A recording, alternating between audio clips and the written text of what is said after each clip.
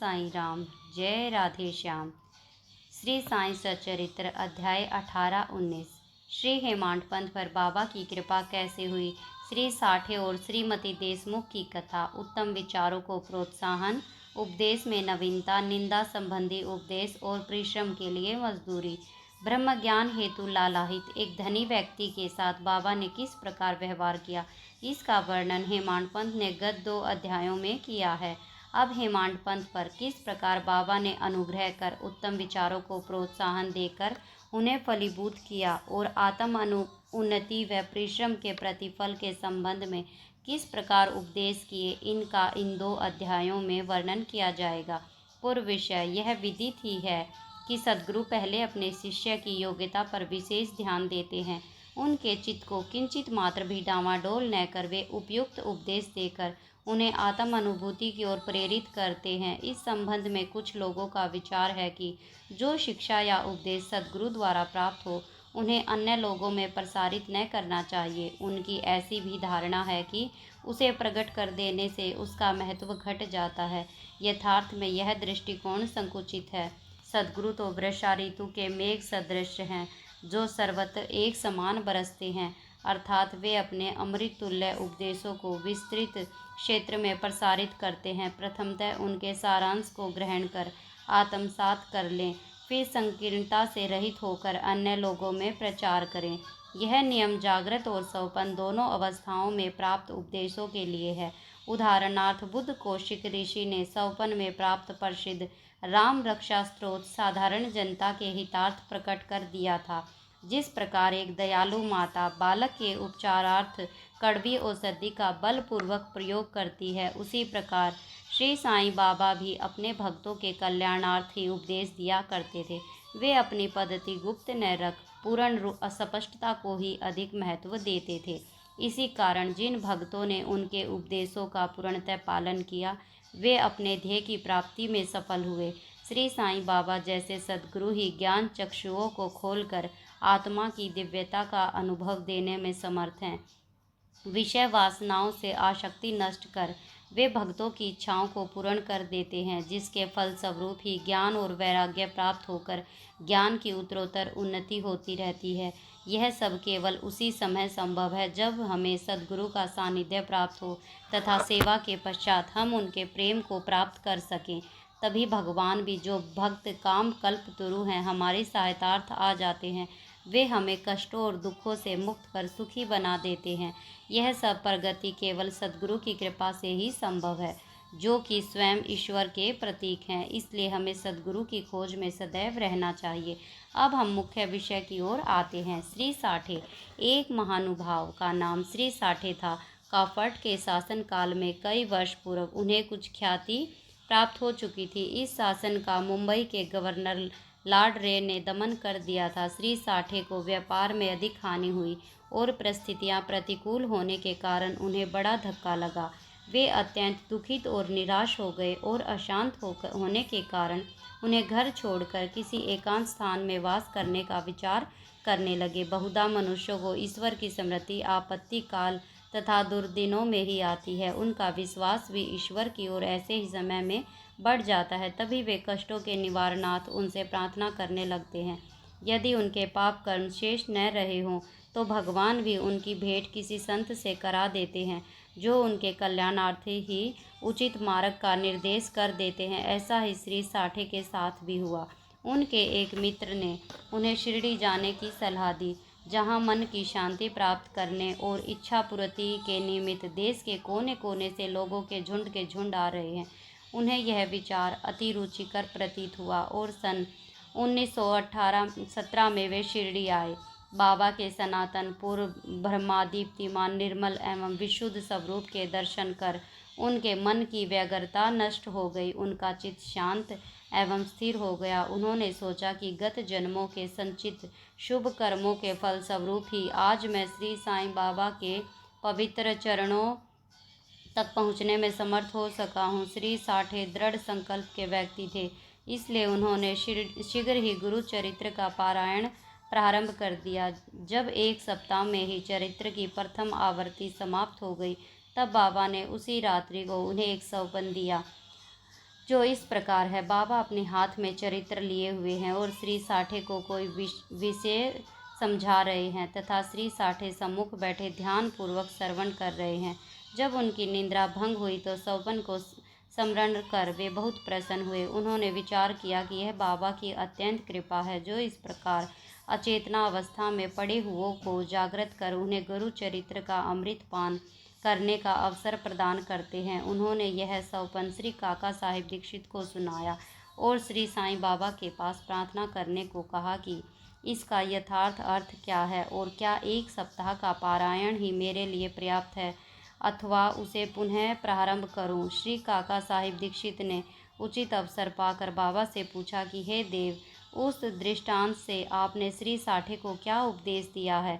क्या वे पारायण सप्ताह स्थगित कर दे? वे एक सरल हृदय भक्त हैं, इसलिए उनकी मनोकामना आप पूर्ण करें। और हे देव, कृपा कर उन्हें इस सौपन का यथार्थ अर्थ भी समझा दें। तब बाबा बोले कि उन्हें गुरु चरित्र का 1 सप्ताह और पारायण करना उचित है।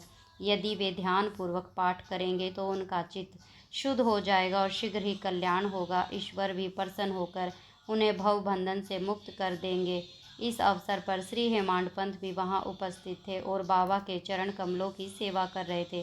बाबा के वचन सुनकर उन्हें विचार आया कि साठे को केवल सप्ताह के पारायण से ही मनोवांछित फल की प्राप्ति हो गई, जबकि मैं गत 40 वर्षों से गुरु चरित्र का पारायण कर रहा हूँ, जिसका परिणाम अब तक न निकला। उनका केवल 7 दिनों का शिरडी निवास सफल हुआ और मेरा गत 7 वर्ष का सहवास क्या व्यर्थ हो गया।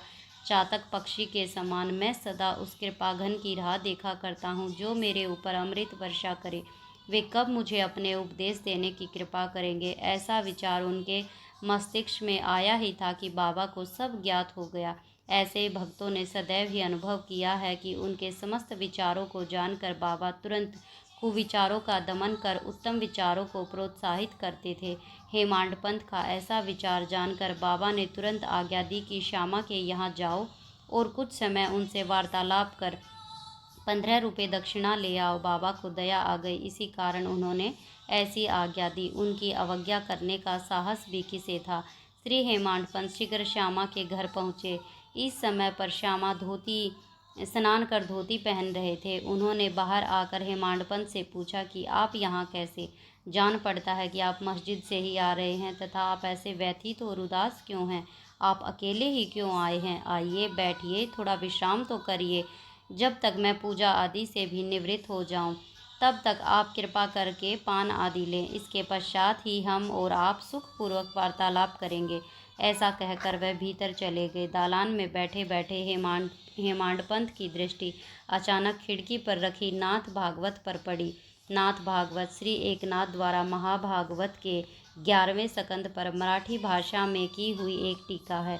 श्री साईं बाबा की आज्ञा अनुसार श्री बाबू साहिब जोग और श्री काका साहिब दीक्षित शिरडी में नित्य भगवत गीता का मराठी टीका सहित, जिसका नाम भावार्थ दीपिका या ज्ञानेश्वरी है, कृष्ण और भक्त अर्जुन संवाद, नाथ भागवत, श्री कृष्ण उद्धव संवाद और एक नाथ का महान ग्रंथ भावार्थ रामायण का पठन किया करते थे।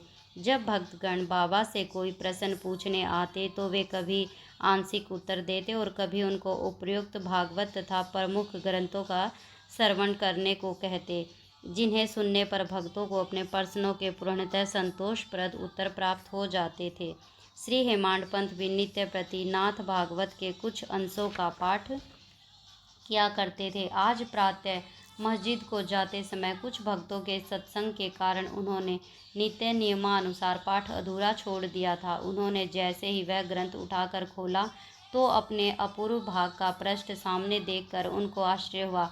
उन्होंने सोचा कि बाबा ने इसी कारण ही मुझे यहाँ भेजा है, ताकि मैं अपना शेष पाठ पूरा कर लूँ। उन्होंने शेष अंश का पाठ प्रारंभ कर दिया। पाठ पूर्ण होते ही श्यामा भी बाहर आए और उन दोनों में वार्तालाप होने लगा। हेमांड पंत ने कहा कि मैं बाबा का एक संदेश लेकर आपके पास आया हूँ। उन्होंने मुझे आपसे 15 रुपये दक्षिणा लाने और थोड़ी देर वार्तालाप कर आपको अपने साथ लेकर मस्जिद वापस आने की आज्ञा दी है। श्यामा आश्चर्य से बोले, मेरे पास तो एक फूटी कौड़ी भी नहीं है, इसलिए आप रुपयों के बदले दक्षिणा में मेरे 15 नमस्कार ही ले जाओ। तब हेमांड पंत ने कहा, ठीक है, मुझे आपके 15 नमस्कार ही स्वीकार हैं। आइए अब हम कुछ वार्तालाप करें और कृपा कर बाबा की कुछ लीलाएं आप मुझे सुनाएं जिनसे पाप नष्ट हो। श्यामा बोले, तो कुछ देर बैठो।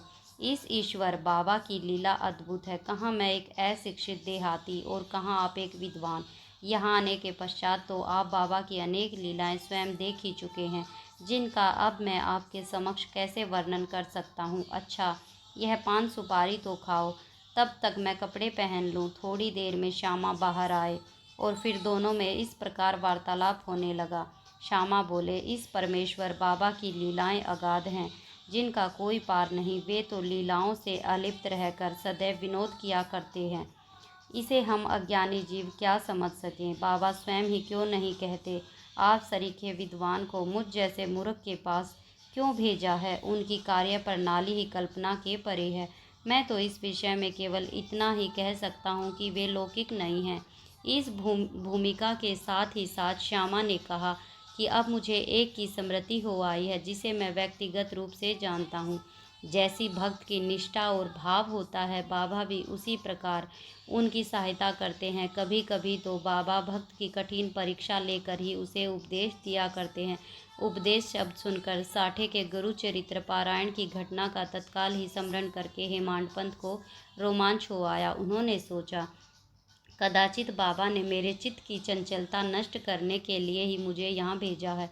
फिर भी वे अपने विचार प्रकट न कर श्यामा की कथा को ध्यानपूर्वक सुनने लगे। उन सब कथाओं का सार केवल यही था कि अपने भक्तों के प्रति बाबा के मन में कितनी दया और स्नेह है। इन कथाओं को श्रवण कर हेमांड पंत को आंतरिक उल्लास का अनुभव होने लगा। तब श्यामा ने नीचे लिखी कथा कही। श्रीमती राधाबाई देशमुख। एक समय एक वृद्धा श्रीमती राधाबाई, जो खासाबा देशमुख की माँ थी, बाबा की कीर्ति सुनकर संगमनेर के लोगों के साथ शिरडी आई। बाबा के श्री दर्शन कर उन्हें अत्यंत प्रसन्नता हुई। श्री साईं चरणों में उनकी अटल श्रद्धा थी, इसलिए उन्होंने यह निश्चय किया कि जैसे भी हो बाबा को अपना गुरु बनाकर उनसे उपदेश ग्रहण किया जाए। आमरण अनशन का दृढ़ निश्चय कर अपने विश्राम गृह में आकर उन्होंने अन्न जल त्याग दिया। इस प्रकार 3 दिन व्यतीत हो गए। माधवराव देश पांडे इस वृद्धा की अग्नि परीक्षा से बिल्कुल भयभीत हो गया और बाबा से प्रार्थना करने लगा कि देवा, आपने यह क्या आरंभ कर दिया है। ऐसे कितने लोगों को आप यहाँ आकर्षित किया करते हैं। आप इस वृद्ध महिला से पूर्ण परिचित ही हैं, जो हठ पूर्वक आप पर अवलंबित है। यदि आपने कृपा दृष्टि कर उसे उपदेश न दिया और यदि दुर्भाग्यवश उसे कुछ हो गया, तो लोग व्यर्थ ही आपको दोषी ठहराएंगे और कहेंगे कि बाबा से उपदेश प्राप्त न होने की वजह से उसकी मृत्यु हो गई है। इसलिए अब दया कर उसे आशीष और उपदेश दीजिए। वृद्धा का ऐसा दृढ़ निश्चय देखकर बाबा ने उसे अपने पास बुलाया और मधुर उपदेश देकर उसकी मनोवृत्ति प्रवर्तित कर कहा कि हे माता, क्यों व्यर्थ ही तुम यातना सहकर मृत्यु का आलिंगन करना चाहती हो। तुम मेरी माँ और मैं तुम्हारा बेटा। तुम मुझ पर दया करो। जो कुछ मैं कहूँ उसे ध्यानपूर्वक सुनो। मैं अपनी स्वयं की कथा तुमसे कहता हूँ और यदि तुम उसे ध्यानपूर्वक श्रवण करोगी तो तुम्हें अवश्य परम शांति प्राप्त होगी। मेरे एक गुरु, जो बड़े सिद्ध पुरुष थे, मुझ पर बड़े दयालु थे। दीर्घ काल तक मैं उनसे कभी अलग होना भी नहीं चाहता था। मेरी प्रबल उत्कंठा थी कि उनकी सेवा कर जिस प्रकार भी संभव हो मंत्र प्राप्त करूं, परंतु उनकी रीति न्यारी ही थी। उन्होंने पहले मेरा मुंडन कर मुझसे 2 पैसे की दक्षिणा मांगी, जो मैंने तुरंत ही उन्हें दे दिए। यदि तुम प्रश्न करो कि मेरे गुरु जब पूर्ण निष्काम थे तो उन्हें पैसे मांगना क्या शोभनीय था और फिर उन्हें विरक्त भी कैसे कहा जा सकता था, इसका उत्तर केवल यह है कि वे कंचन को ठुकराया करते थे, क्योंकि उन्हें उनकी सौपन में भी आवश्यकता न थी। उन 2 पैसों का अर्थ था दृढ़ निश्चय और धैर्य। जब मैंने ये दोनों वस्तुएं उन्हें अर्पित कर दी तो वे अत्यंत प्रसन्न हुए। मैंने 12 वर्ष उनके श्री चरणों की सेवा में ही व्यतीत किए। उन्होंने ही मेरा भरण पोषण किया, अतः मुझे भोजन और वस्त्रों का कोई अभाव न था। वे प्रेम की मूर्ति थे, अथवा यो कहो कि वे प्रेम के साक्षात्कार अवतार थे। मैं उनका वर्णन ही कैसे कर सकता हूँ, क्योंकि उनका तो मुझ पर अधिक स्नेह था और उनके समान कोई बिरला ही गुरु मिलेगा।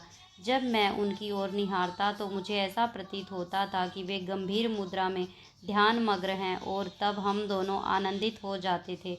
आठों पहर मैं एकटक उनके ही श्रीमुख की ओर निहारा करता था। मैं भूख और प्यास की सुध बुध खो बैठा। उनके दर्शनों के बिना मैं शांत हो उठता था। गुरु सेवा की चिंता के अतिरिक्त मेरे लिए और कोई चिंतनीय विषय या पदार्थ नहीं था। मुझे तो सदैव उन्हीं का ध्यान रहता था। अतः मेरा मन उनके चरण कमलों में लीन हो गया। यह हुई 1 पैसे की दक्षिणा। धैर्य है दूसरा पैसा। मैं धैर्यपूर्वक बहुत काल तक प्रतीक्षा कर गुरु सेवा करता रहा। यही धैर्य तुम्हें भी भवसागर से पार उतार देगा। धैर्य ही मनुष्य में मनुष्यत्व है। धैर्य धारण करने से समस्त पाप और मोह नष्ट होकर उनके हर प्रकार के संकट दूर होते हैं और भय जाता रहता है। इसी प्रकार तुम्हें भी अपने ध्येय की प्राप्ति हो जाएगी।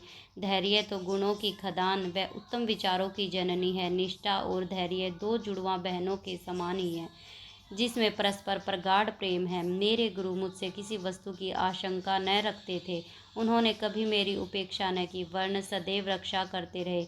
यद्यपि मैं सदैव उनके चरणों के समीप ही रहता था, फिर भी कभी कहीं अन्य स्थानों पर यदि चला जाता तो भी मेरे प्रेम में कभी कमी न हुई। वे सदा मुझ पर कृपा दृष्टि रखते थे। जिस प्रकार कछुई प्रेम दृष्टि से अपने बच्चों का पालन करती है, चाहे वे उसके समीप हो या नदी के उस पार, सो हे माँ, मेरे गुरु ने तो मुझे कोई मंत्र सिखलाया ही नहीं, तब मैं तुम्हारे कान में कैसे कोई मंत्र फूंकूं। केवल इतना ही ध्यान रखो कि गुरु की भी कछुई के समान ही प्रेम दृष्टि से हमें संतोष प्राप्त होता है। इस कारण व्यर्थ में किसी से उपदेश प्राप्त करने का प्रयत्न न करो। मुझे ही अपने विचारों तथा कर्मों का मुख्य ध्येय बना लो, और तब तुम्हें निस्संदेह ही परमार्थ की प्राप्ति हो जाएगी। मेरी ओर अनन्य भाव से देखो तो मैं भी तुम्हारी ओर वैसे ही देखूंगा।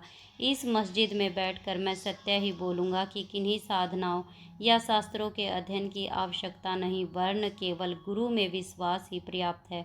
पूर्ण विश्वास रखो कि गुरु ही करता है, और वह धन्य है जो गुरु की महानता से परिचित हो। उसे हरि हर ब्रह्मा त्रिमूर्ति का अवतार समझा जाता है। इस प्रकार समझाने से वृद्ध महिला को सांत्वना मिली और उसने बाबा को नमन कर अपना उपवास त्याग दिया। यह कथा ध्यानपूर्वक एकाग्रता से श्रवण कर उसके उपयुक्त अर्थ पर विचार कर हेमांड पंत को बड़ा आश्चर्य हुआ। उनका हृदय भर आया और उन्हें रोमांच हो उठा। अत्यंत आनंद विभोर हो जाने से उनका कंठ रुध गया और वे मुख से एक शब्द भी न बोल सके। उनकी ऐसी स्थिति देख श्यामा ने पूछा कि आप ऐसे स्तब्ध क्यों हो गए? बात क्या है? बाबा की तो इस प्रकार की लीलाएं अगणित हैं, जिनका वर्णन मैं किस मुख से करूं। ठीक उसी समय मस्जिद में घंटानाद होने लगा, जो कि मध्याह्न पूजन तथा आरती के आरंभ का घोतक था। तब श्यामा और हेमांड पंत भी शीघ्र ही मस्जिद की ओर चले। बाबू साहेब जोग ने पूजन आरंभ कर दिया। स्त्रियां मस्जिद में ऊपर खड़ी थी, पुरुष वर्ग नीचे मंडप पे। सब उच्च स्वर में वागों के साथ साथ आरती गा रहे थे। तभी हेमांड पंत का हाथ पकड़े हुए श्यामा भी ऊपर पहुँचे और वे बाबा के दाहिनी ओर तथा हेमांड पंत बाबा के सामने बैठ गए। उन्हें देख बाबा ने श्यामा से लाई हुई दक्षिणा देने के लिए कहा। तब हेमांड पंत ने उत्तर दिया कि रुपयों के बदले श्यामा ने मेरे द्वारा आपको 15 नमस्कार भेजे हैं तथा स्वयं ही यहाँ आकर उपस्थित हो गए हैं। बाबा ने कहा, अच्छा ठीक है, तो अब मुझे यह बताओ कि तुम दोनों में आपस में किस विषय में वार्तालाप हुआ है। तब घंटे, ढोल और सामूहिक गान की ध्वनि की चिंता न करते हुए हेमांड पंत उत्कंठापूर्वक उन्हें वह वार्तालाप सुनाने लगे। बाबा भी सुनने को अति उत्सुक थे, इसलिए वे तकिया छोड़कर थोड़ा आगे झुक गए। हेमांड पंत ने कहा कि वार्ता अति सुखदायी थी, विशेषकर उस वृद्ध महिला की कथा तो ऐसी अद्भुत थी जिसे श्रवण कर मुझे तुरंत ही विचार आया कि आपकी लीलाएं अगाध हैं और इस कथा की ही ओट में आपने मुझ पर विशेष कृपा की है। तब बाबा ने कहा, वह तो बहुत ही आश्चर्यपूर्ण है। अब मेरी तुम पर कृपा कैसे हुई, इसका पूर्ण विवरण सुनाओ। कुछ काल पूर्व सुना वार्तालाप जो उनके हृदय पटल पर अंकित हो चुका था, वह सब उन्होंने बाबा को सुना दिया। वार्ता सुनकर बाबा अति प्रसन्न हो कहने लगे कि क्या कथा से प्रभावित होकर उसका अर्थ भी तुम्हारी समझ में आया है? तब हेमांड पंत ने उत्तर दिया कि हाँ बाबा, आया तो है, उससे मेरे चित्त की चंचलता नष्ट हो गई है। अब यथार्थ में मैं वास्तविक शांति और सुख का अनुभव कर रहा हूँ तथा मुझे सत्य मार्ग का पता चल गया है। तब बाबा बोले, सुनो, मेरी पद्धति भी अद्वितीय है। यदि इस कथा का स्मरण रखोगे तो यह बहुत ही उपयोगी सिद्ध होगी। आत्मज्ञान प्राप्त करने के लिए ध्यान अत्यंत आवश्यक है, और यदि तुम इसका निरंतर अभ्यास करते रहोगे तो कुप्रवृत्तियाँ शांत हो जाएंगी। तुम्हें आसक्ति रहित होकर सदैव ईश्वर का ध्यान करना चाहिए, जो सर्व प्राणियों में व्याप्त है। और जब इस प्रकार मन एकाग्र हो जाएगा तो तुम्हें ध्येय की प्राप्ति हो जाएगी। मेरे निराकार सच्चिदानंद स्वरूप का ध्यान करो, जैसे कि तुम मुझे दिन रात यहाँ देखते हो। इस प्रकार तुम्हारी वृत्तियाँ केंद्रित हो जाएंगी और ध्याता ध्यान और ध्येय का पृथक तब नष्ट हो। ध्याता चैतन्य से एकत्व को प्राप्त कर ब्रह्मा के साथ अभिन्न हो जाएगा। कछुवी नदी के इस किनारे पर रहती है और उसके बच्चे दूसरे किनारे पर। न वह उन्हें दूध पिलाती है, न हृदय से ही लगा कर लेती है, वरन केवल उसकी प्रेम दृष्टि से ही उनका भरण पोषण हो जाता है। छोटे बच्चे भी कुछ न करके केवल अपनी माँ का ही स्मरण करते रहते हैं। उन छोटे छोटे बच्चों पर कछुवी की केवल दृष्टि ही उन्हें अमृत तुल्य आहार और आनंद प्रदान करती है।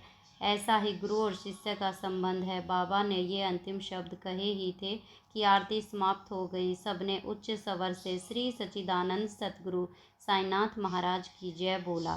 प्रिय पाठकों, कल्पना करो कि हम सब भी इसी समय उसी भीड़ और जय जयकार में सम्मिलित हैं। आरती समाप्त होने पर प्रसाद वितरण हुआ। बाबू साहिब जोग हमेशा की तरह आगे बढ़े और बाबा को नमस्कार कर मुट्ठी भर मिश्री का प्रसाद बाबा को दिया। यह मिश्री हेमांड पंथ को देकर वे बोले कि यदि तुम इस कथा को अच्छी तरह से सदैव स्मरण रखोगे तो तुम्हारी भी स्थिति इस मिश्री के समान मधुर होकर समस्त इच्छाएं पूर्ण हो जाएंगी और तुम सुखी हो जाओगे। हेमांड पंथ ने बाबा को साष्टांग प्रणाम किया और स्तुति की कि प्रभु, इसी प्रकार दया कर सदैव मेरी रक्षा करते रहो।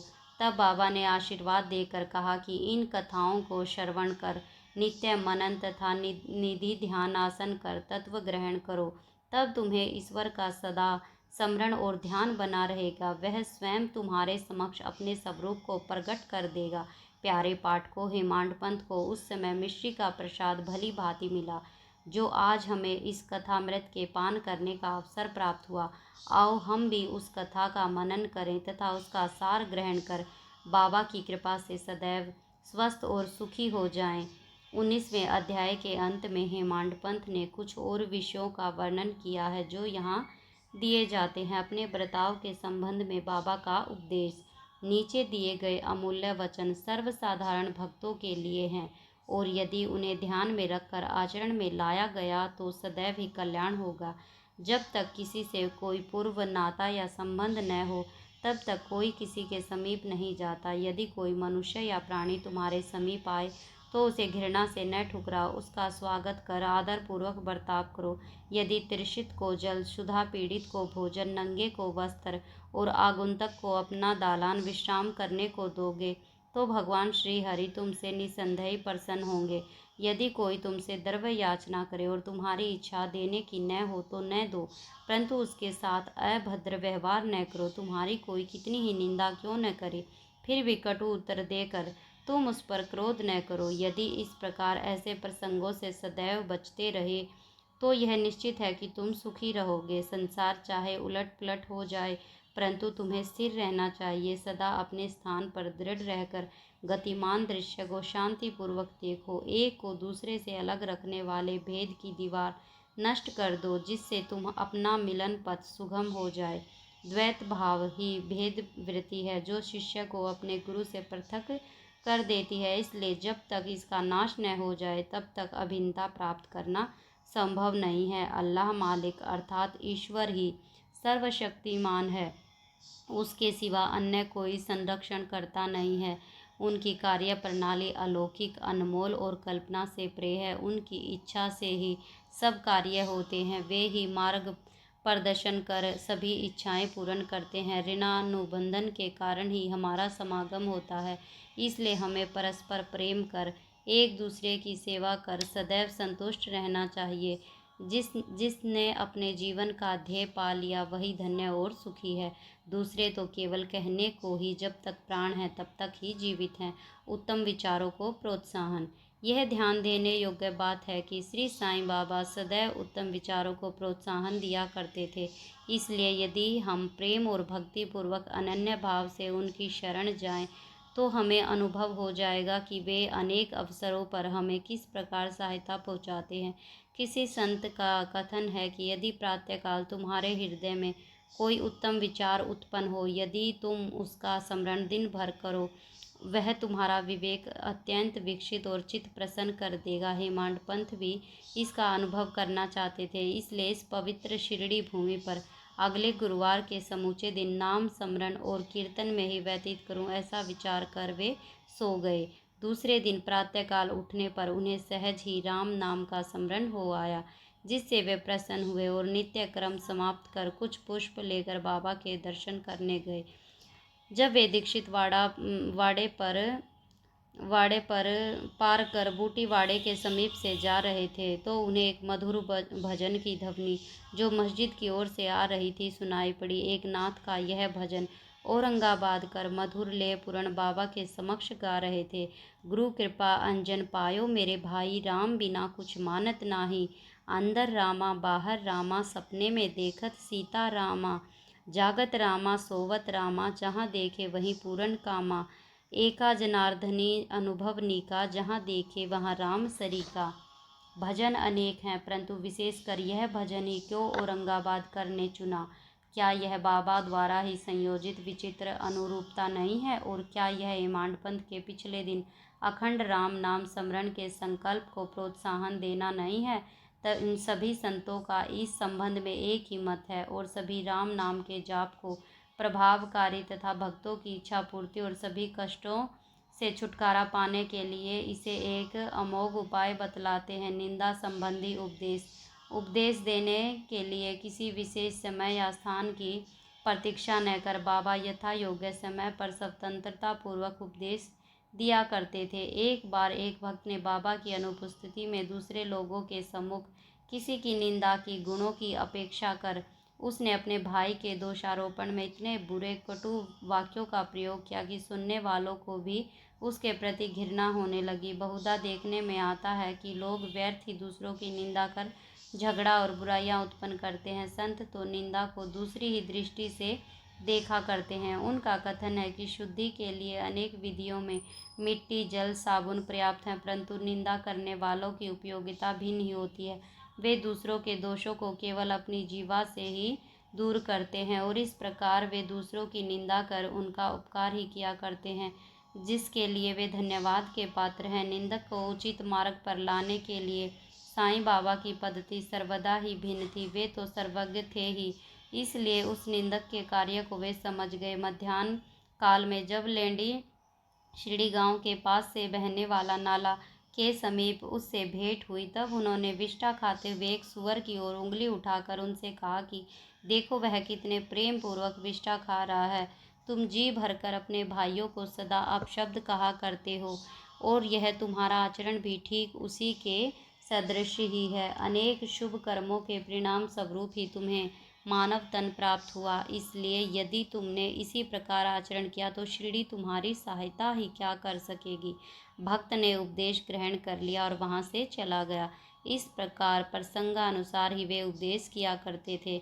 यदि उन पर ध्यान देकर नित्य उनका पालन किया जाए तो आध्यात्मिक ध्येय अधिक दूर न होगा।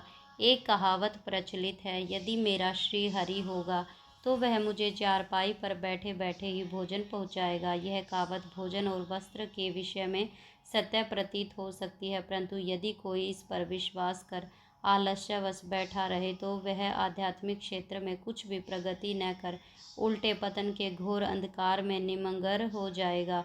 इसलिए आत्म अनुभूति प्राप्ति के लिए प्रत्येक को अनवरत परिश्रम करना चाहिए। जितना प्रयत्न वह करेगा उतना ही उसके लिए लाभप्रद भी होगा। बाबा ने कहा कि मैं तो सर्वव्यापी हूँ और विश्व के समस्त भूतों तथा चराचर में व्याप्त रहकर भी अनंत हूँ। केवल उनके भ्रम निवारणार्थ ही, जिनकी दृष्टि में वे 3.5 हाथ के मानव थे, स्वयं सगुण रूप धारण कर अवतरित हुए। इसलिए जो भक्त अनन्य भाव से उनकी शरण आए और उन्होंने दिन रात ही उनका ध्यान किया, उन्हें उनसे अभिन्नता प्राप्त हुई। जिस प्रकार की माधुर्य और मिश्री, लहर और समुद्र तथा नेत्र और कांति में अभिन्नता हुआ करती है, जो आवागमन के चक्कर से मुक्त होना चाहे, वे शांत और स्थिर होकर अपना धार्मिक जीवन व्यतीत करें। दुखदायी कटु शब्दों के प्रयोग से किसी को दुखित न कर सदैव उत्तम कार्यों में संलग्न रहकर अपना कर्तव्य करते हुए अनन्य भाव से भय रहित हो उनकी शरण में जाना चाहिए। जो पूर्ण विश्वास से उनकी लीलाओं का श्रवण कर उनका मनन करेंगे तथा अन्य वस्तुओं की चिंता त्याग देंगे, उन्हें निस्संदेह ही आत्म अनुभूति की प्राप्ति होगी। उन्होंने अनेकों से नाम का जाप कराने अपनी शरण में आने को कहा, जो यह जानने को उत्सुक थे कि मैं कौन हूँ। बाबा ने उन्हें भी लीलाएं श्रवण और मनन करने का परामर्श दिया। किसी को भगवत लीलाओं का श्रवण, किसी को भगवत पूजन, तो किसी को अध्यात्म, रामायण व ज्ञानेश्वरी तथा धार्मिक ग्रंथों का पठन एवं अध्ययन करने को कहा। अनेकों को अपने चरणों के समीप ही रखकर बहुतों को खंडोबा के मंदिर में भेजा। अनेकों को विष्णु सहस्त्रनाम का जाप करने व छंद योग, उपनिषद तथा गीता का अध्ययन करने को कहा। उनके उपदेशों की कोई सीमा न थी। उन्होंने कईयों को प्रत्यक्ष, बहुतों को स्वप्न में दृष्टांत दिए। एक बार वे एक मदिरा सेवी के स्वप्न में प्रकट होकर उनकी छाती पर चढ़ गए और जब उसने मद्यपान त्यागने की शपथ खाई तभी उसे छोड़ा। किसी किसी को मंत्र जैसे गुरुर ब्रह्मा आदि का अर्थ स्वप्न में समझाया तथा कुछ हठ योगियों को हठ योग छोड़ने का निर्देश देकर चुपचाप बैठ धैर्य रखने को कहा। उनसे सगुण पथ और विधि का वर्णन ही असंभव है। साधारण सांसारिक व्यवहारों में उन्होंने अपने आचरण द्वारा ऐसे अनेक उदाहरण प्रस्तुत किए, जिनमें से एक यहाँ नीचे दिया जाता है। परिश्रम के लिए मजदूरी। एक दिन बाबा ने राधा कृष्ण माई के घर के समीप आकर एक सीढ़ी लाने को कहा। तब एक भक्त सीढ़ी ले आया और उनके बतलाए अनुसार वामन गोदकर के घर पर उसे लगाया। वे उनके घर पर चढ़ गए और राधा कृष्ण माई के छप्पर पर से होकर दूसरे छोर से नीचे उतर आए। इसका अर्थ किसी की समझ में न आया। राधा कृष्ण माई इस समय जवर से काँप रही थी, इसलिए हो सकता है कि उनका जवर दूर करने के लिए ही उन्होंने ऐसा किया हो। नीचे उतरने के पश्चात शीघ्र ही उन्होंने सीढ़ी लाने वाले को 2 रुपये पारिश्रमिक स्वरूप दिए। तब एक ने साहस कर उनसे पूछा कि इतने अधिक पैसे देना क्या अर्थ रखता है। उन्होंने कहा कि किसी से बिना उसके परिश्रम का मूल्य चुकाए कार्य न कराना चाहिए। कार्य करने वाले को उसके श्रम का शीघ्र निपटारा कर उदार हृदय से मजदूरी देनी चाहिए। श्री सद्गुरु साईनाथ अर्पणमस्तु। शुभम भवतु। ओम साई राम। जय राधे श्याम।